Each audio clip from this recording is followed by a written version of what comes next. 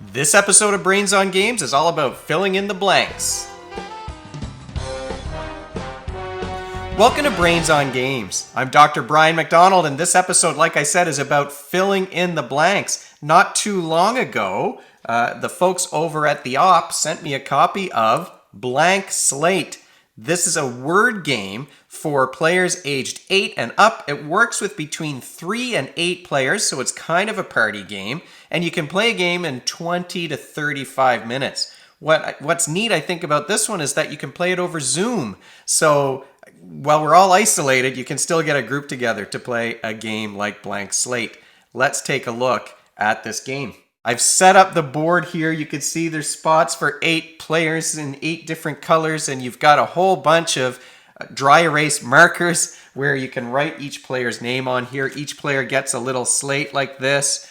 It's a wipe-off board where they're going to write their answers. And like I said, you can play this over Zoom, so other players on the line, they don't need the wipe-off board. If you've got a sheet of paper and a Sharpie that can show up across your Zoom call, then that's going to work just fine.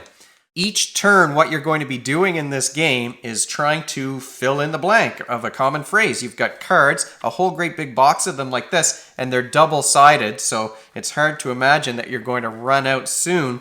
And they are cards that have a word and a blank on them. So what you're trying to do is fill in the blank.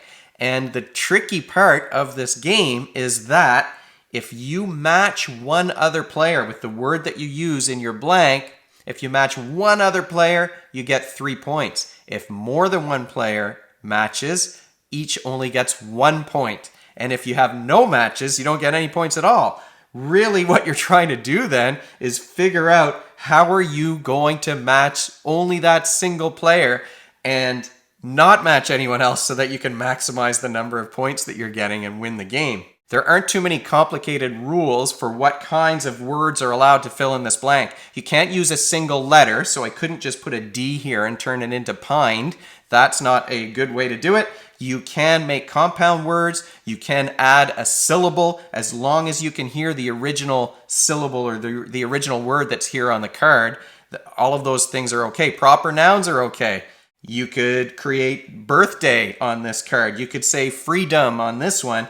There's lots of different ideas for Christmas tree or Christmas movie was what my son added when we played that card.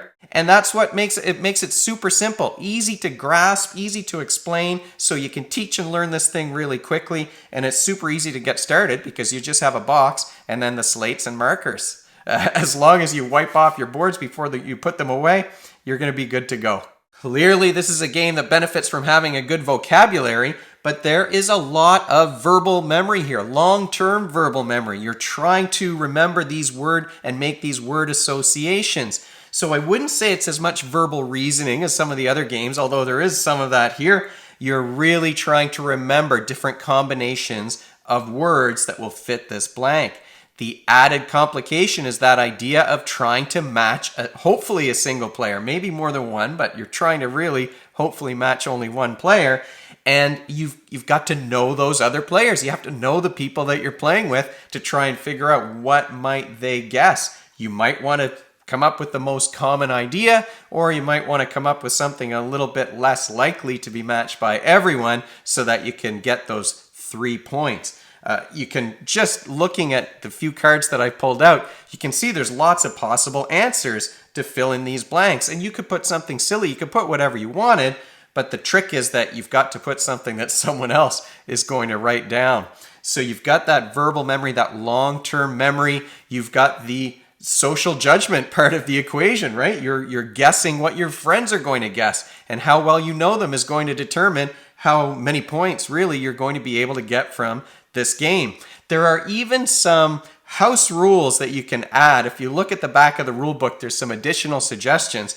And one thing that you could do, if you chose to, is tag another player. I could say another player's name, and then if I match that player's board, whatever they've written on their little slate, if I match their board, that means I get an extra point. And that, in a nutshell, is Blank Slate.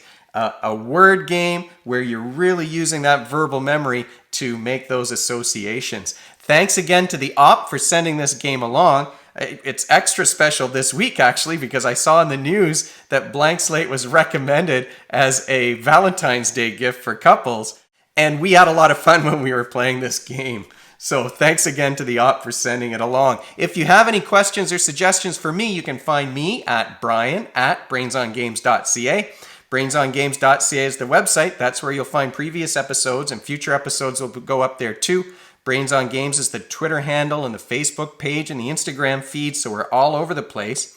And if you enjoyed this video and you'd like to be notified of future ones, you can head on over to YouTube and click that subscribe button. Thanks for joining me, and hopefully I'll see you next time.